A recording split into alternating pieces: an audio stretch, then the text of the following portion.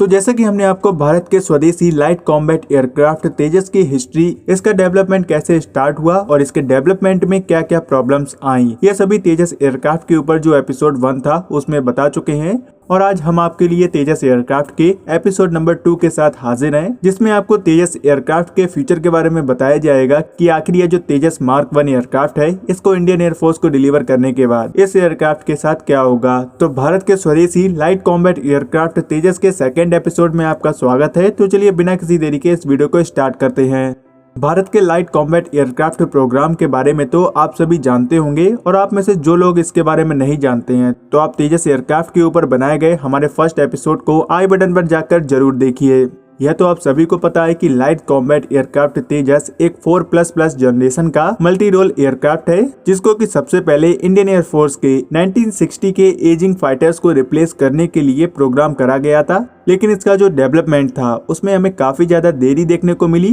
पर इन सभी प्रॉब्लम्स को पार करते हुए प्रेजेंट टाइम में भारतीय वायुसेना की सर्विस में IOC और FOC वेरिएंट के तेजस एयरक्राफ्ट मौजूद हैं। और क्योंकि यह एयरक्राफ्ट प्रेजेंट टाइम में इंडियन एयरफोर्स के सिंगल इंजन एयरक्राफ्ट रिक्वायरमेंट के लिए पूरी तरह से फिट है, इसीलिए भारतीय वायुसेना के द्वारा लाइट कॉम्बैट एयरक्राफ्ट तेजस का use F-16 killer MiG-21 bison aircraft को रिप्लेस करने के लिए करा जा रहा है। आपको बता दें कि जिन FOC सर्टिफिकेशन के तेजस मार्क 1 एयरक्राफ्ट इंडियन एयरफोर्स को हिंदुस्तान एरोनॉटिक्स लिमिटेड के द्वारा डिलीवर करे जा रहे हैं, उसमें कुछ ज्यादा खास अपग्रेडेशन नहीं है। तो चलिए अब आते हैं इस वीडियो के मेन टॉपिक पर, जिसमें हम आपको उन फाइटर प्रोग्राम के बारे में बताएंगे जिनको हिंदुस्तान एरोनॉटिक्स लिमिटेड के द्वारा तेजस फाइटर का यूज करते हुए डेवलप करा जाएगा। तो इन फ्यूचर डेवलपमेंट प्रोग्राम में तेजस मार्क 1 है, तेज-X जो कि तेजस एयरक्राफ्ट का एक्सपोर्ट वेरिएंट है, तेजस मार्क 2 और TED-BF यानी कि twin engine deck based fighters है। वैसे अगर इन सभी एयरक्राफ्ट के बारे में आपको इस वीडियो में बताते हैं तो ये वीडियो काफी ज्यादा लेंथी हो जाएगा, इसीलिए ये जो एपिसोड है इसमें हम आपको तेजस मार्क 1 और तेज-X के बारे में बताएंगे।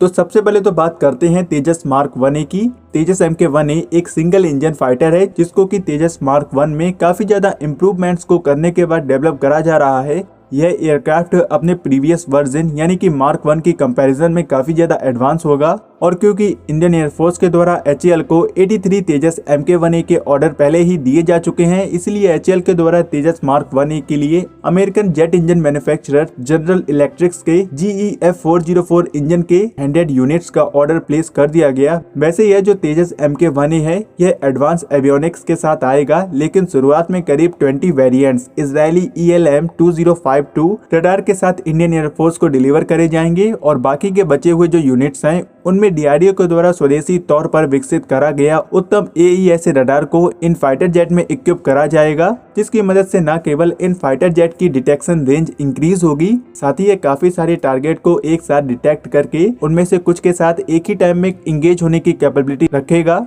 इसके साथ तेजस Mk-1 में कई सारे अलग अलग प्रकार के एयर टू एयर और एयर टू ग्राउंड मिसाइल और बॉम्ब्स को भी इंटीग्रेट करा जाएगा, जिनमें DRDO के द्वारा डेवलप करी गई अस्त्रा Mk-1 और भारत की फास्टेस्ट सुपरसोनिक क्रूज मिसाइल के नए और aircraft launch variant BrahMos NG को भी तेजस Mk-1 में इंटीग्रेट करा जाएगा। और ब्रह्मोस NG के इंटीग्रेट होने के बाद अगर हमारे भिखारी पड़ोसी के ऊपर बालाकोट जैसी एयर स्ट्राइक करने की जरूरत पड़ती है तो तेजस Mk-1 की मदद से ही जन्नत प्रेमियों को 72 हुरों के पास आसानी से ट्रांसफर करा जा सकेगा। बाकी जब तक HAL के द्वारा इंडियन एयरफोर्स को तेजस Mk-1 की डिलीवरी पूरी करी जाएगी, तब तक इसका जो अपग्रेडेड वेरिएंट यानी कि तेजस मार्क 2 है वह अपने प्रोडक्शन में जाने के लिए पूरी तरह से तैयार हो चुका होगा। और तेजस मार्क 2 एयरक्राफ्ट के ऊपर डिफेंस स्क्वाड चैनल पर पहले ही एक डिटेल वीडियो अपलोड करी जा चुकी है। अब इस वीडियो के दूसरे पॉइंट पर आपको इसके फ्यूचर एक्सपोर्ट वेरिएंट तेज-X के बारे में बताते हैं। हिंदुस्तान एरोनॉटिक्स लिमिटेड को इंडियन एयरफोर्स के द्वारा तेजस फाइटर के लगभग 123 यूनिट्स के ऑर्डर मिल चुके हैं, जिनकी डिलीवरी पूरा करने के बाद इन तेजस फाइटर्स को दूसरी कंट्रीज को एक्सपोर्ट करने का भी प्लान बनाया गया, जिसके लिए HAL के द्वारा तेजस एयरक्राफ्ट के लो कॉस्ट एक्सपोर्ट वेरिएंट को मार्केट में लाने पर विचार करा जा रहा है।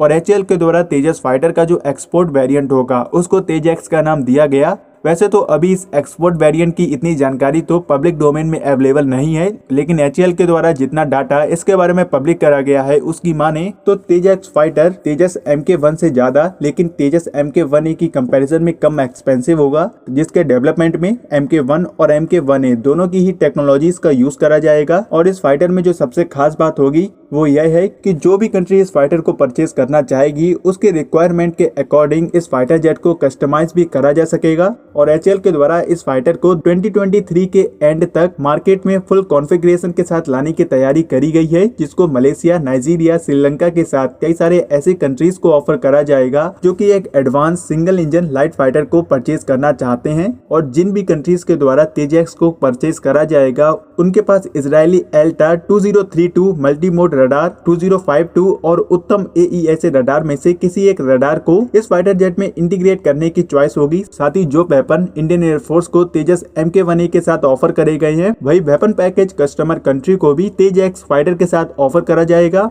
और ये तो 2023 में ही पता चलेगा कि तेजस फाइटर कितना कैपेबल होगा। बाकी अगर आपको बताएं तो तेजस मार्क 2 इस प्रोग्राम का सबसे एडवांस फाइटर होगा, जिसके प्रोटोटाइप के 2023 तक आने की उम्मीद है। बाकी अगर आप तेजस मार्क 2 के ऊपर भी एक डिटेल वीडियो चाहते हैं तो कमेंट सेक्शन में जरूर बताएं। तो अगर आपने ये वीडियो यहाँ तक देखा है तो इस वीडियो को लाइक करने के साथ ही अपने दोस्तों के साथ शेयर जरूर करें। तो आज के इस वीडियो में रखते हैं बस इतना ही। अगर आप ऐसे ही और वीडियोस को हिंदी में देखना चाहते हैं तो डिफेंस इनसाइट चैनल को सब्सक्राइब करके नोटिफिकेशन बेल को ऑन जरूर कर लें।